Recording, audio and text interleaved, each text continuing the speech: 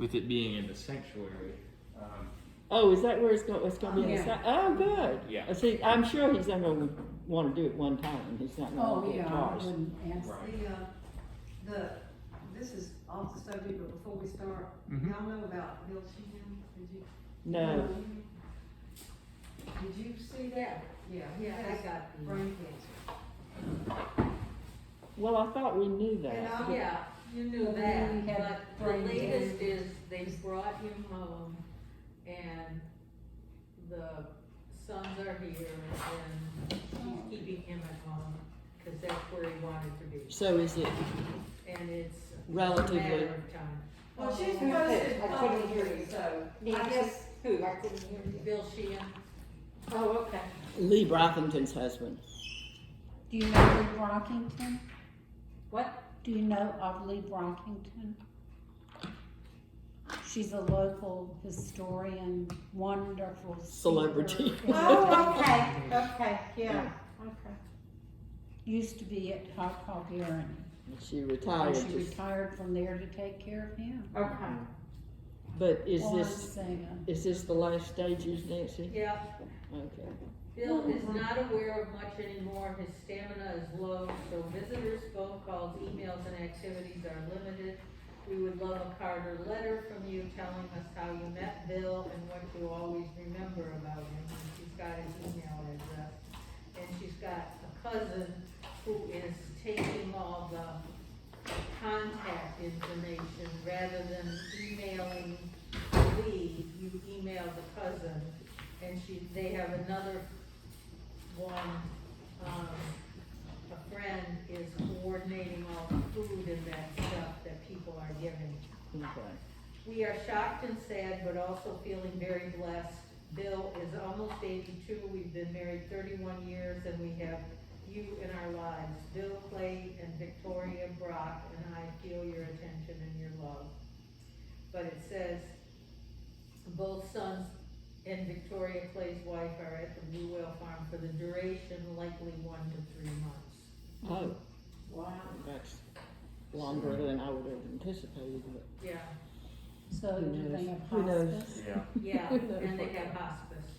So, yeah, Well, we can keep them in our prayers. for sure. And we can do that now as we open with prayer. The Lord be with you. and also Let us pray.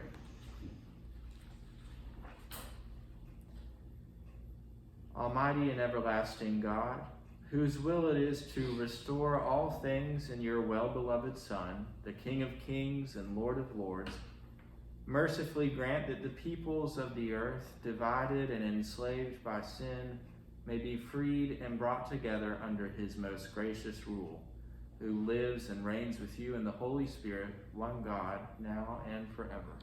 Amen. That's the collect for the last Sunday after Pentecost. Can you believe it? Can I you have a believe that we're question. here? Ordinary times. Right. Between track 1 and track 2, the only difference is the psalm. So do we have the same readings for Christ the King every year? Like all things? Well, it's not quite at that level because you do change based on which lectionary year you're in. But the last Sunday after Pentecost is not one of the ones that varies. You're right in that the last Sunday after Pentecost always has the same readings, basically. Yeah. so you got 3 lectionary years, ABC, and then you got 2 tracks? Mm-hmm. So you can, gee, that's a lot. So the two tracks is just for ordinary time, for the season after Pentecost. Oh. It's not for year round. So, And the difference is that, and I always mix this up, track 1, you basically read the Old Testament in sequence. It's just for the Old Testament, not for the Gospel. You read it in sequence. Track 2, the Old Testament readings are thematically connected to the New Testament, to the Gospel. Okay, lesson. Does that make sense? Yeah, that's why some Sundays it seems like they're more connected than the others. Right, exactly. And so mostly we tend to stick with track 2 here, but that just varies. I mean, that's just, you know, Okay. it's custom or it can change from year to year. But yeah, so it's kind of funny. Will and I were kidding about this earlier because we do have sort of 2 names for this upcoming Sunday. The last Sunday after Pentecost is what it's called in the prayer book. But depending on what kind of church background you have, people may know this as Christ the King Sunday. That's what this is called in the Roman Catholic Church. And I think most of the Lutheran churches nowadays use Christ the King as well. It wasn't Christ the King when we were growing up. Right. Maybe Yeah. it was after the 79 prayer book. And still officially it's not. I mean, it's just by custom, really. It's kind of become custom to call it Christ the King. And it makes some sense because that is sort of what the readings are getting at. About Christ as the King of creation. You know, the Lord, what does the collect say? Lord of Lords and King of Kings. Mm-hmm. So, So we're, Christ the King is white. well, Not that's green. that's where the debate. That's debatable. That's the debate, right? So, you know, Make the sure real you question let is the not so altar much go When whether you said Christ the King is white, I was Well, thinking, it's liturgical. well, no, not really. I have a liturgical. He doesn't have blue eyes either. Look and see what color it is, what color Sunday it is. Well, see, this is one of those things where opinions are split. I'm a green guy. I don't, you know, I'm an Anglican, so I believe in the prayer book tradition, which doesn't say anything about Christ the King. So, No. So So I'm depends on green, what you but- call it, what color it goes with it. right, So the last Sunday after Pentecost is green, and Christ the King would be white. yes, Okay, got it. perfectly clear. So Right. I wonder what this one. So what are they doing for Flower Guild? I think it's, It'll be flowers yeah, it's the last of the flowers. Why is because the next Sunday It's is Advent. one Is it? Advent. Why is this? Yeah. Why are the Sundays purple?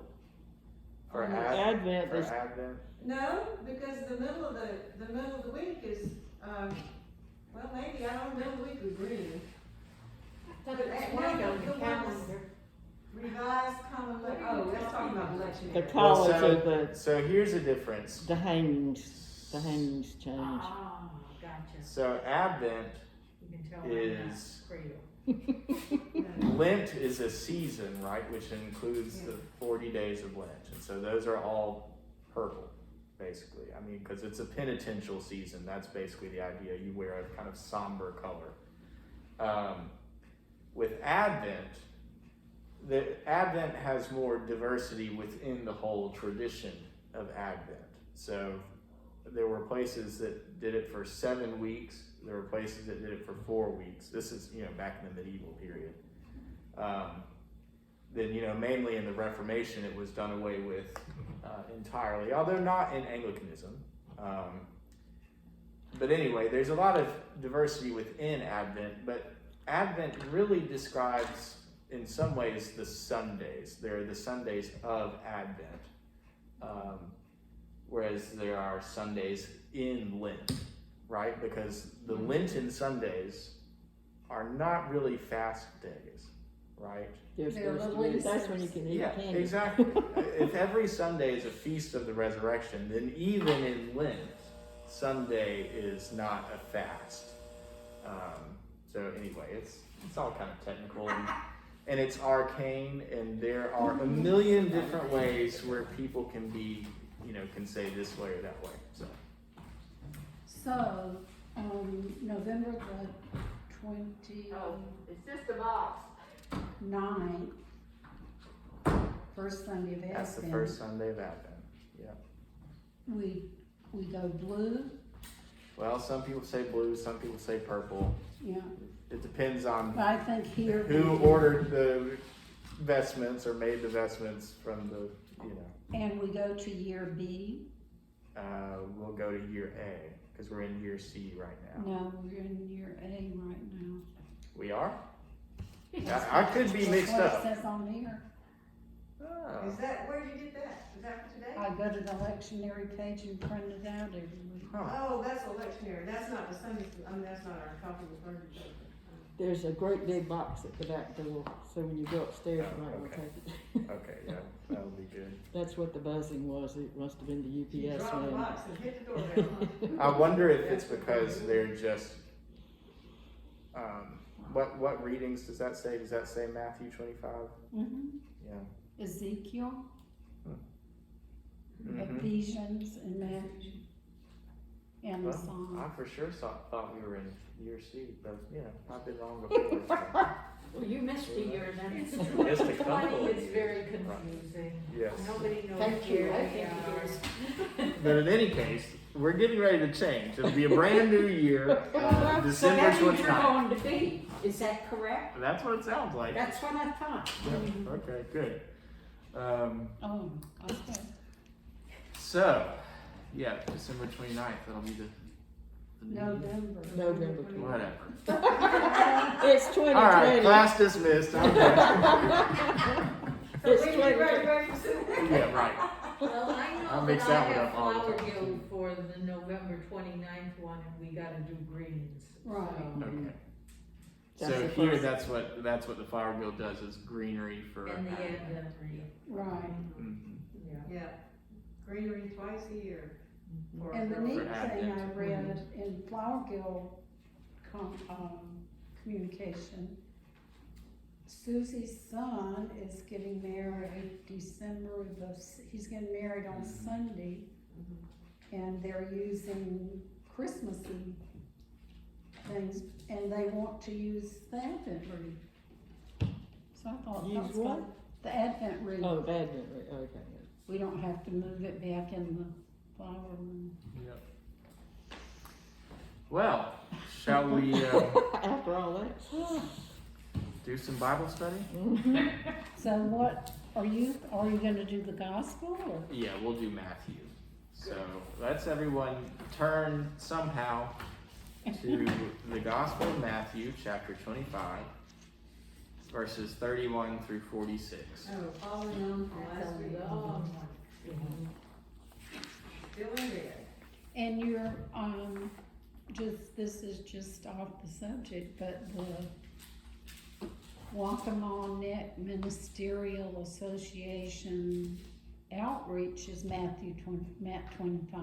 Yeah, That's right, yeah, yeah. that's true. I hadn't even thought Are about they that. still doing that? Yes. Well- Is it still funded? Yeah, it's changed a little bit, because at this point it's mainly housed at All Saints, which I think we had sort of housed Years. Yeah. I mean, it's basically a question of who, controls the bank account, but, it does still exist, it's just changed structure a little bit. Yeah. Okay, well, that's fine. I guess it's good they're still doing it, because I know they had a problem, they ran out of money for a while. Yeah, I mean, we don't keep very much money on hand in that fund, because basically, for those who don't know, I mean, the idea is that this is a kind of discretionary fund that the clergy of the Guacamole kind of pool our resources, our discretionary fund resources.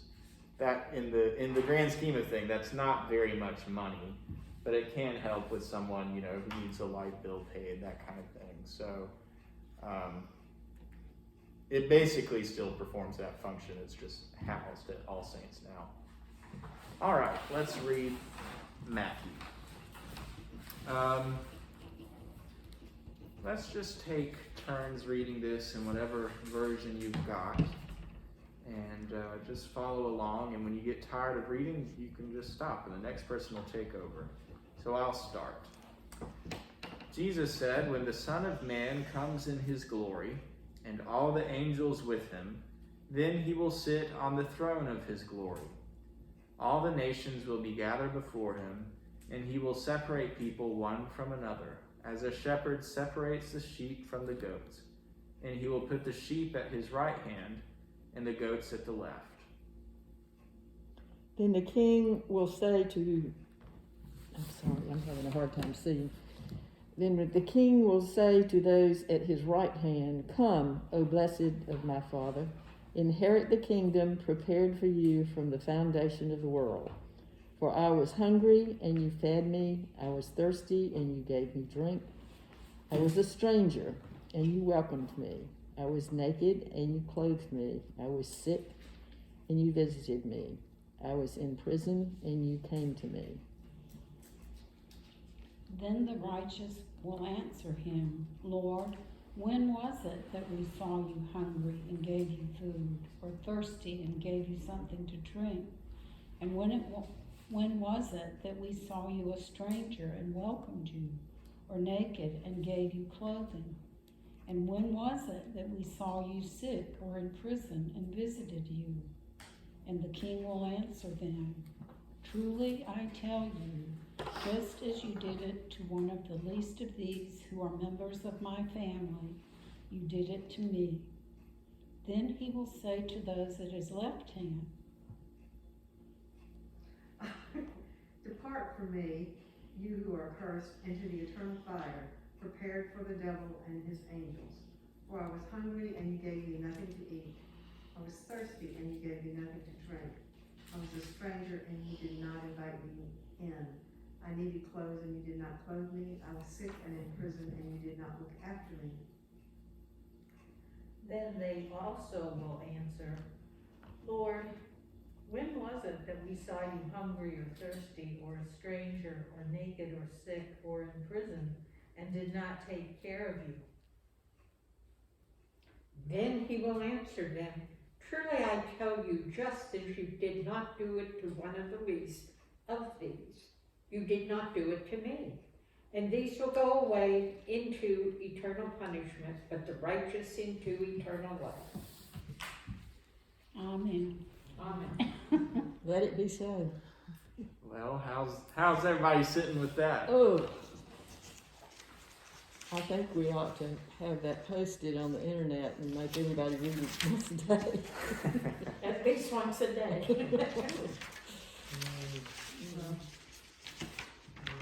That's living the gospel as opposed to just saying it. preaching it. Living in the kingdom of God. Yes, yes. Other reactions to this passage?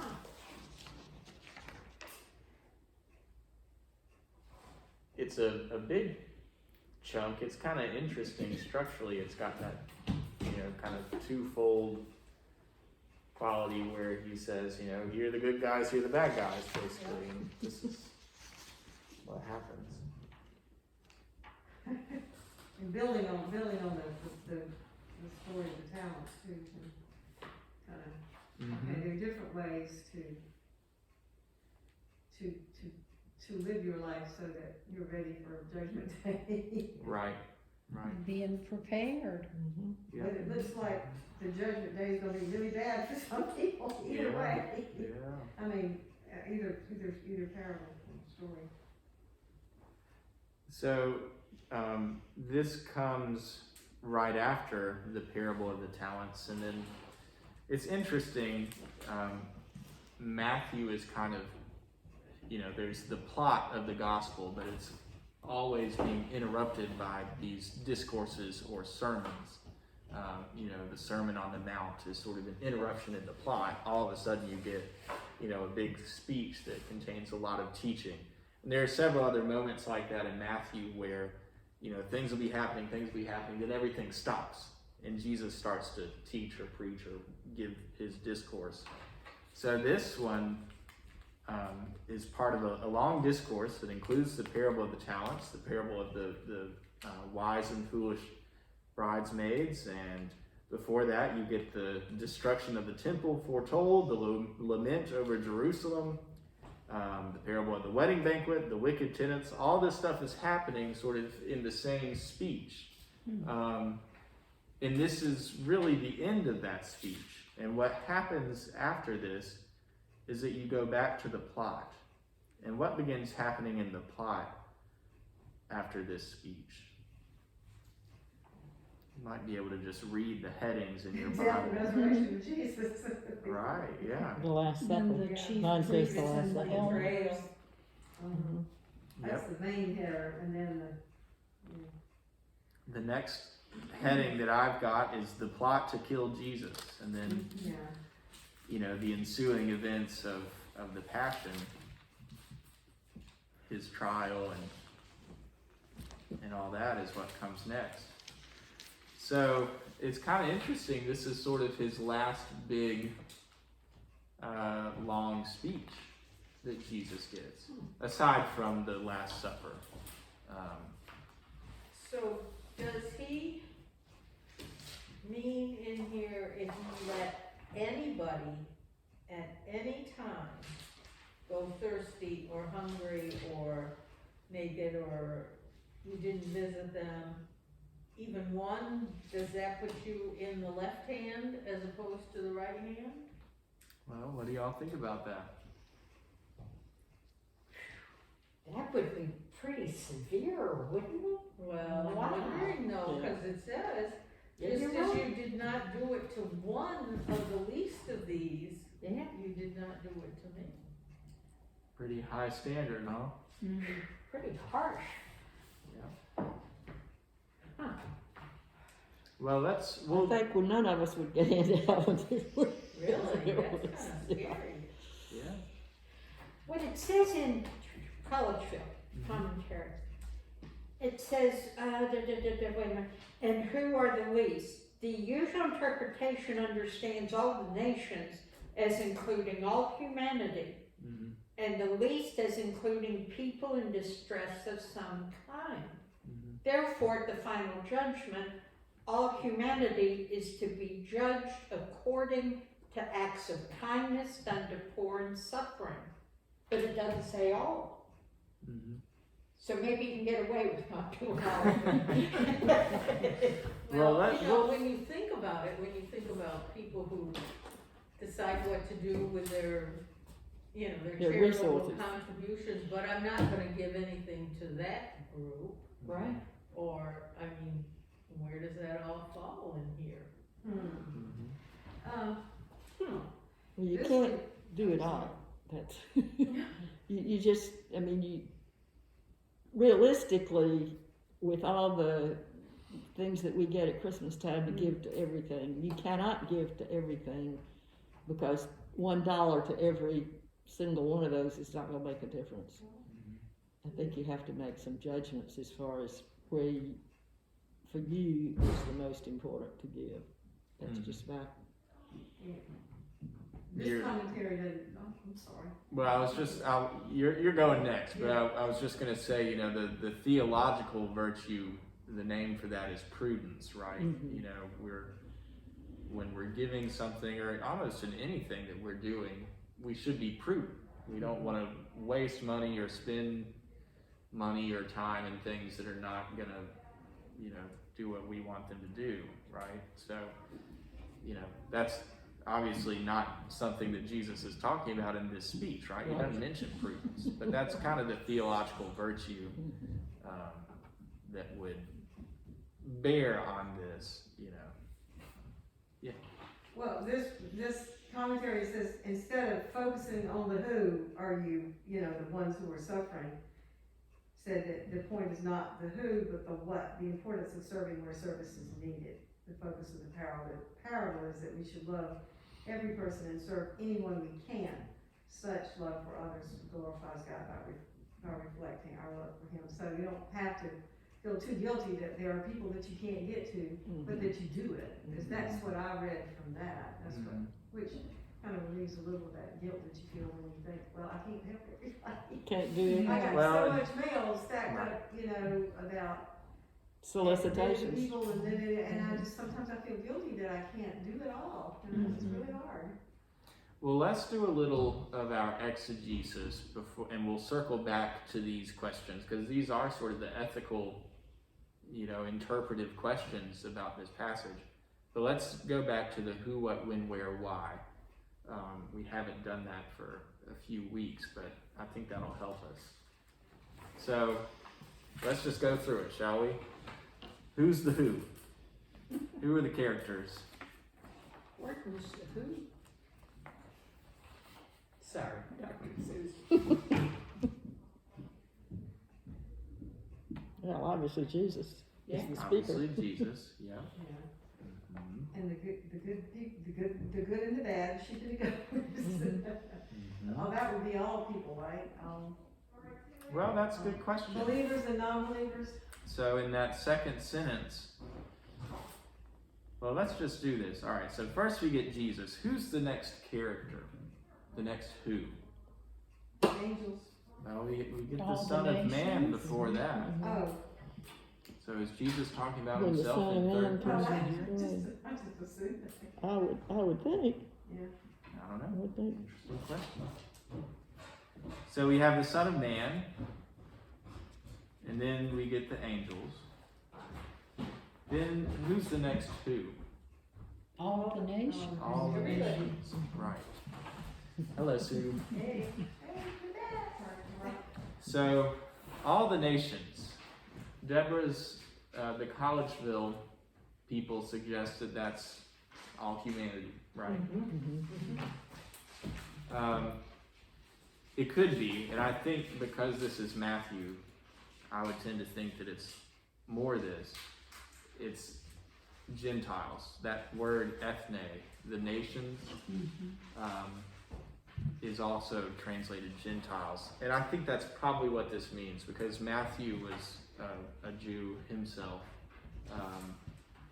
pretty aligned with some Jewish theology really throughout his gospel. So I think that this is about Old Testament prophecies where, the judgment day will happen. And there may be a sorting of sheep from goats, that kind of thing. But it's not all humanity generally that's being brought in. It's specifically all the other nations outside of Israel that are going to be judged on Judgment Day. In a way, Israel is already included in the plan. They're already, because of the covenant, they're not going to face the same judgment that the nations, all the nations do. That's the idea. Well, they're an exclusive group then. I was supposed to say club. But wouldn't they be judged on something? Even though they may be Jews, not necessarily good? Well, I think that's the big question is, and it's an important one throughout the New Testament, is what kind of judgment would the nation of Israel face? Because they've had a history, right? Of covenant, then mess up, then covenant, then mess up, then covenant, then mess up, right? Like life. Right, exactly. So it's been going on for a while, but it does seem to be, pretty much the opinion that the Jews are not going to face, the nation of Israel is not going to be judged by the same kind of criteria as the rest of the world, because this is the chosen people, right? So that's the idea. Now, it is exclusive in a way. It's true. We just have to say that. But it's also, the idea is that everyone will be folded into this process and judged by a certain standard. So it's not like God is only for Jews, right? So in a way, it's inclusive. You Can really I want to just- get confused? Are you ready? In Matthew's Gospel, nations and all the nations usually refer to people other than Israel. Right. Okay, we got that. In several passages, 10:40, whatever, the least brothers seem to be Christians. If these terms have the same meaning in 25, 31, and 46 that they have elsewhere in the Gospel, then all the nations are the Gentiles who have not explicitly accepted either Judaism or Christianity, and the least are Christians. Get confused with me? With whom the Gentiles have had some contact.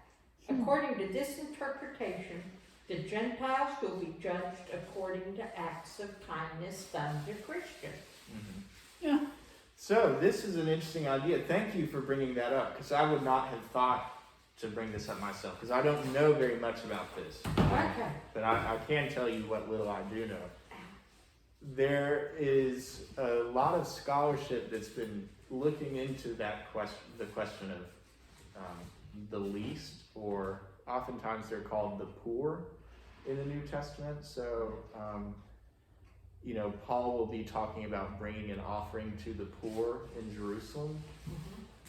There's an awful lot of scholarship out there that suggests that Christians may have used the name, basically taken that as a name.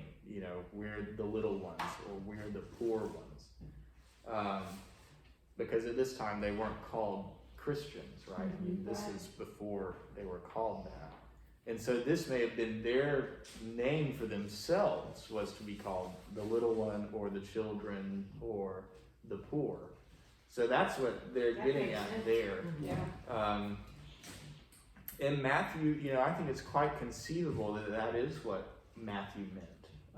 That the Gentiles, all the nations, would be judged on their treatment of Jews and Christians in Matthew's scheme. What do y'all think about that? So does that mean, so the way it was intended originally, or is it our interpretation of it that's important? I mean, what are we supposed to be thinking on Sunday morning? Are we supposed to be sitting there thinking, well, historically, I remember when we did EFM that we said that, or are we supposed to be thinking, well, gosh, in 2020, with all that's going on, Right. how does this apply? Right. What kind of claim does this text make on me? Right. Yeah. Yeah, I mean, I think that's the thing that I'm always trying to do, is balance those different understandings. I think this is one where the history goes, it really rubs against our grain, right? If we're saying when we read this and we're imagining ourselves as to be the least of these, well, most of us probably, that's not our self-perception, if we, it just isn't. I mean, Christians are not a persecuted group in the United States in the 21st century in the way that these Christians, were being burned in Rome and, all that kind of stuff, and ostracized in certain ways. So, this is one where our historical situation is so different from this one, that becomes a really tricky question to answer, I think. Are there other thoughts about that? I've got a question. Yeah. So, you're speaking of Gentiles as a group separate from the Christians. Help me understand that, because I thought that some of the Gentiles became Christians. And so, who were the Gentiles, like, and from what group did the Christians come? Or could they have been Gentiles before they were Christians? Well, at this point in history, let's say we have three categories. At the point of the writing of the Gospel of Matthew, when it was first set down, there are three categories. According to Matthew, we can say that. There are Jews, right? So these are members of the state of Israel. They're Jews who could live in this area, they could be spread out around the world, it doesn't matter. There are Jews. The other category, the other big category, is going to be Gentiles. And Gentiles is everybody else. That's everybody who's not a Jew, and it's a racial thing at this point, and still to a certain extent it is. It's a racial and a religious thing, right? Or ethnic. I mean, that's where ethne, which becomes ethnic. That's the word for Gentiles and nations. Okay, so there are Jews, there are Gentiles, and then there are, within the Jews, there's a kind of subcategory that you could call Christ followers. Now, these are the first people who will eventually be called Christians. But, Paul, for example, was never not a Jew. I mean, until the day he died, he was still a Jew and still apparently practiced Torah, followed the laws of Torah and all that. But he also believed that Messiah had come in Jesus Christ, and the resurrection was sort of the chief sign of this. So is he a Messianic Jew? Well, not in the way that there are Messianic Jews today. Okay. In the way that every Jew is Messianic because Judaism believes in a Messiah. Yes. But that's the thing, for a faithful Jew, for Messiah to come is not a problem, right? If a Messiah showed up tomorrow and made a very convincing, compelling case to the Jewish people, then presumably it would not be a problem for Judaism for that to be the Messiah. The problem was, according to Jews that we still have today, is that Jesus was not the Messiah, right? I mean, that's where the difference is. Right. It's not in the notion of there being a Messiah. So those are sort of the three categories of folks that we have. Eventually, more Gentiles who could have been interested in Judaism to begin with, but then become interested in the subsect at this point of Christianity, what's going to become Christianity. So then you have more people from all sorts of Gentile backgrounds joining with this sect that started within Judaism. Does that make sense? Mm-hmm. Yep.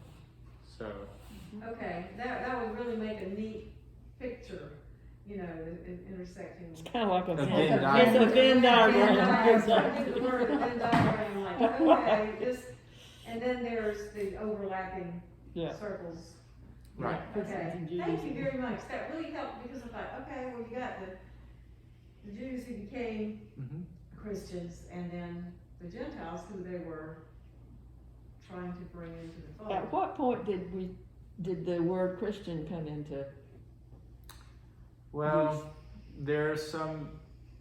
it doesn't really begin to be used consistently until the 2nd century. There are some earlier sources that will say things about the followers of Christus or Christus. Really, it comes from the time of the martyrdoms, like when people were being sent into the Colosseum to fight the lions. I mean, that's where that terminology sort of picks up, is once they're really being persecuted. Almost like a team name. Well, it was not a nice name. I mean, it's the way that Yeah. a lot of these names works, where they're used first off as an insult and then get picked up, sort of reclaimed. I mean, that's Wow. how Christian was as well. Wow. That's interesting. Well, because to be a Christian at this time, remember, this was not just picking like one religion among many. A pagan Gentile could do that, could pick this God or that God, and it wasn't a problem. They all mixed up together. So, Nancy is an Egyptian and she believes in an Egyptian God, but then she hears about this God from Greece. Well, no problem. Sure, the more the merrier. The problem with Judaism and then Christianity is the claim that no, there's one God and all these other things are, nonsense.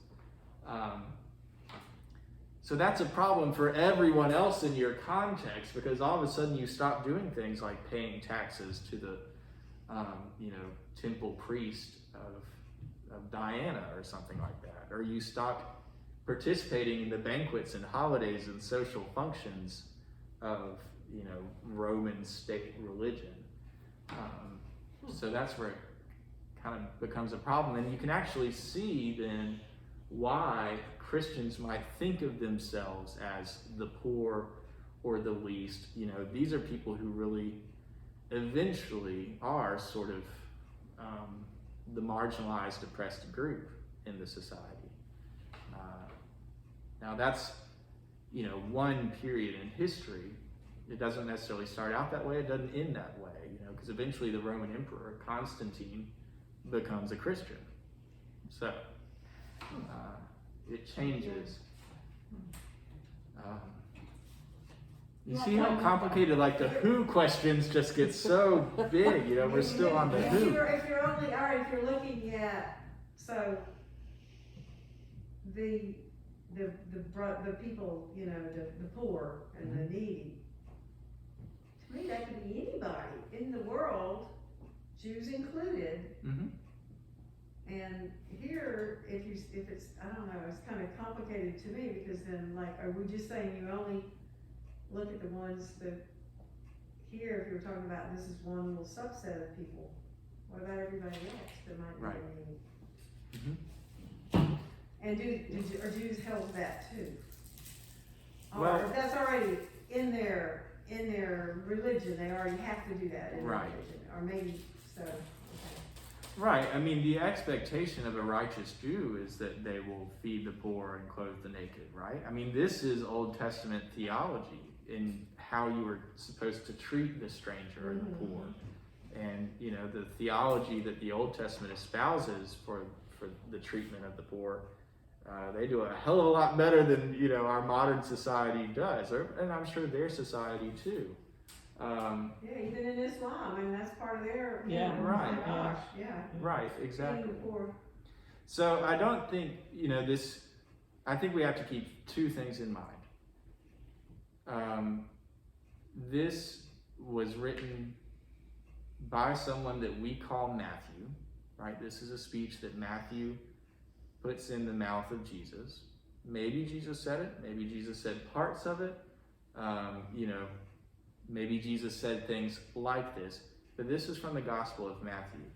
And Matthew, or the person, you know, the Matthew community or whatever, right? However this text came into being, part of the idea was we are Jews who believe that Christ is Messiah, and this is about how our message interfaces with the rest of the world and all the different nations. So it is exclusive. I mean, we have to sort of state that and acknowledge that. But it's also about the same standard that applies to us must then apply to other people. Does that make sense? Mm-hmm. Sort of? But can't we take that and apply it to today? Sure. I mean, that's what I want to do. Mm-hmm. Yeah, I mean, I think... And not have to know all the history of it and that kind of thing to read it and know that this is what we should do. Mhm. Yeah, no, I think that's right. I mean, you don't have to know the history of all this. Right. But our first question today was, you know, does this mean that if I pass one person up on the street corner panhandling for money, does that mean I'm going to hell? You know, so that it's the thing, you know, we have to keep both understandings in mind so that we can get a full picture and take an ethical lesson, I think, from the passage. Let's just keep plugging along at this because, you know, we're going to cover a lot of ground in doing this. You know, we only have 10 minutes left. So we have a grasp kind of what the content of the speech is. Who, what, when. It's coming right before the sort of last chapter of Holy Jesus' Week. story. Holy Week and coming Right. up. Where? So this is somewhere in or near Jerusalem. So that's sort of the context for this passage. So Mount Olive, is that, is somewhere back here in 24, it says Jesus teaches on the Mount of Olives. Is he still teaching? Yes. In chapter 24? Yeah. Okay. Yeah. So he's right outside Jerusalem, still giving this discourse. All right, so let's get the theme of like the whole discourse now. That's the gospel lessons for the past several weeks. So what are some of the themes that we've been covering?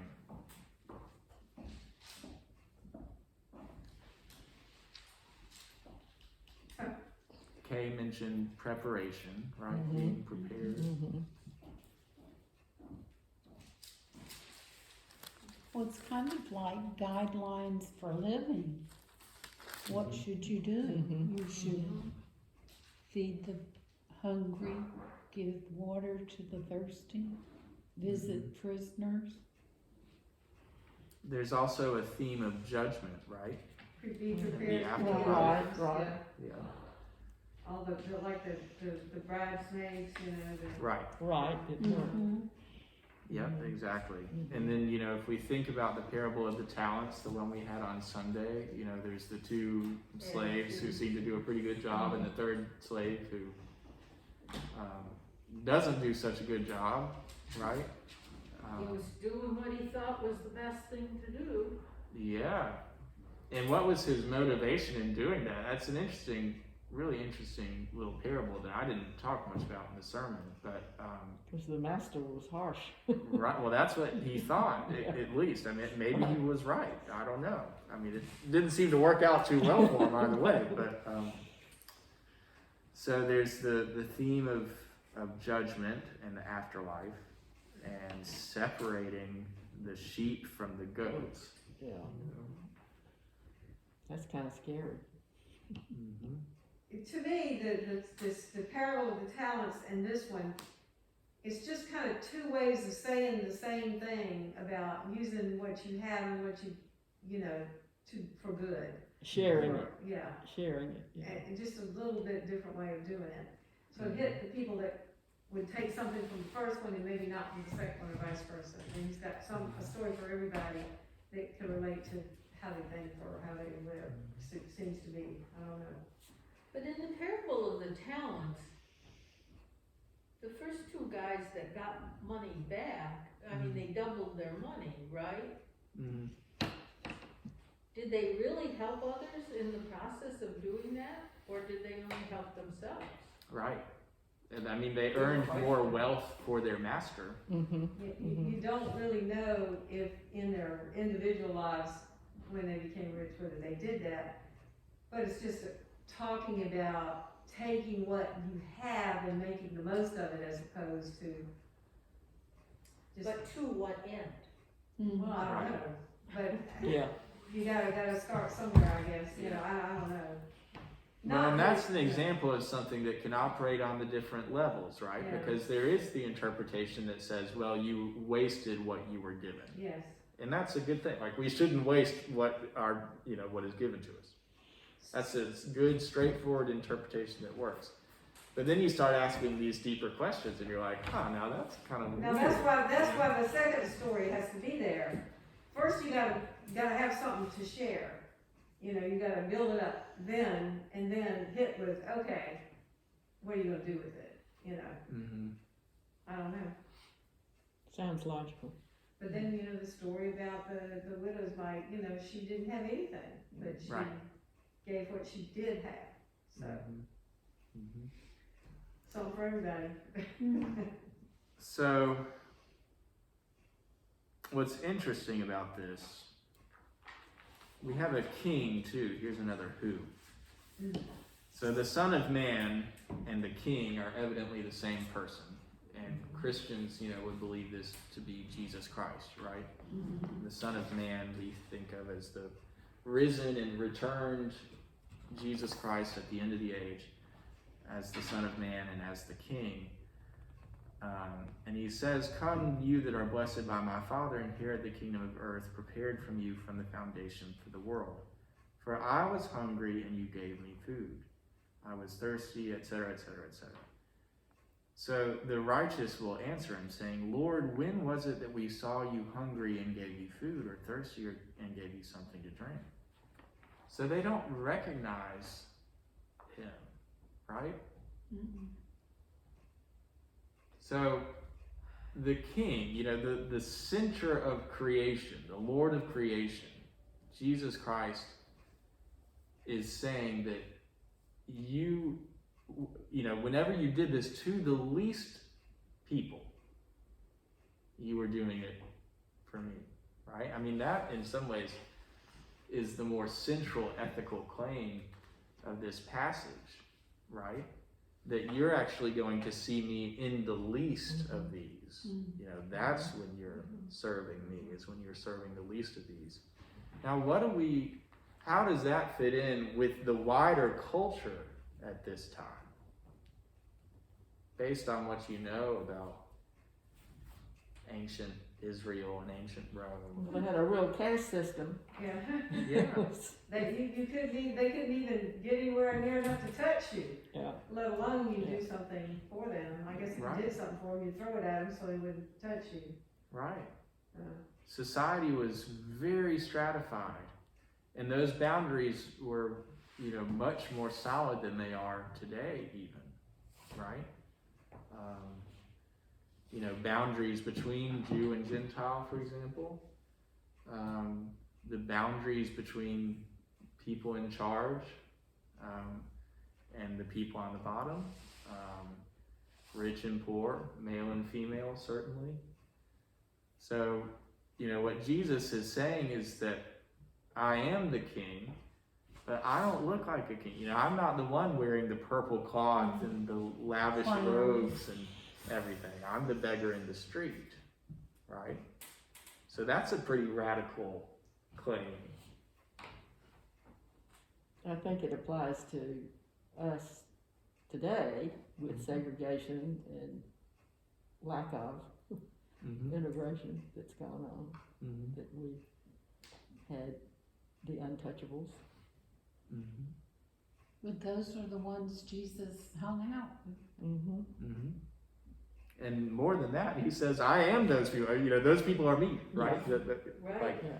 that's how I appear to you, is as Yeah, the the least of the these. idea of seeing Jesus in everybody you meet is something that's hard to hold on to. And he doesn't even say everybody either. I mean, he says the least of these. I'm not saying you're wrong. Yeah, no, I see what you're But- saying, yeah. That's the kind of force of this claim. Isn't that what Mother Teresa said, that she saw Jesus in the face of everybody she served?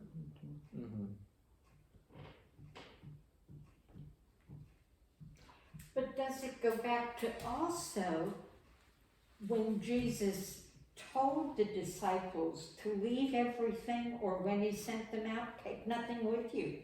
So therefore, they were fed. They were clothed, because surely the sandals wore out at some point, the amount they walked. I mean, come on. And the clothing wears out.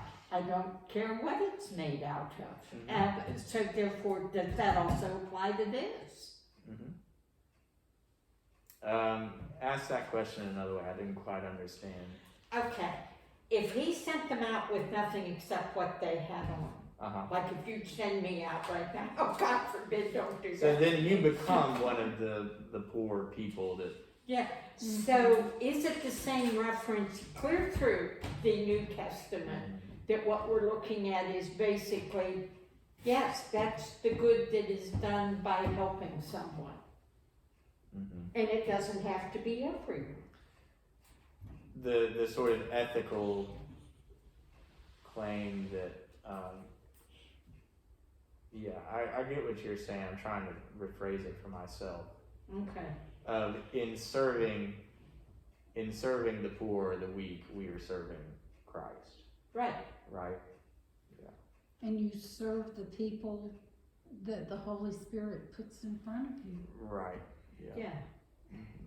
If these poor and needy people are only the Christians, that would be a problem for me, because, why would you only, how are you gonna know? How would you know? Right. Right. just from looking at somebody. Right. And that's not for me to judge anyway. Right. And I don't think that that's the lesson that we should take from this passage. And yeah, I should be clear about that. I don't think that that's what this passage means for us today. Especially for those of us who occupy a certain level of privilege. You know, we should be able to acknowledge about ourselves that most of the time we're not the least of these, right? Mm-hmm. There are people who are worse off than we are, pretty much on all counts. And so, you know, I think the ethical claim of in serving those folks, we're serving Jesus Christ, that's much more important than the thing of, well, the Christians at this time may have gone by the name of the poor or the least. Yeah.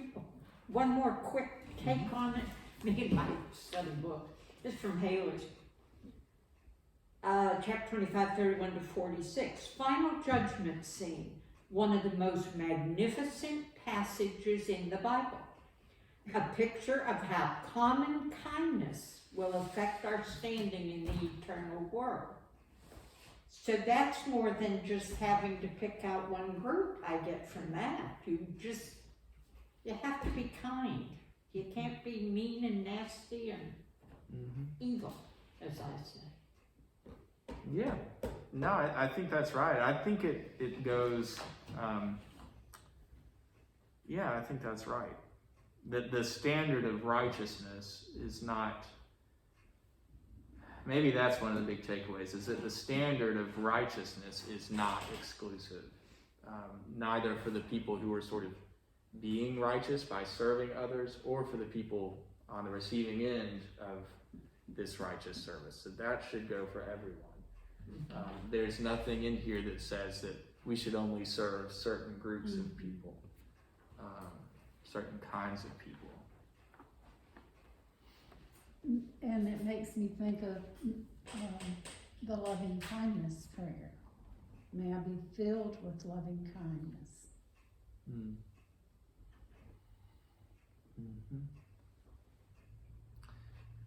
Well, this is a tough one. I mean, this section in Matthew, I think, is as tough as understanding the Gospels gets.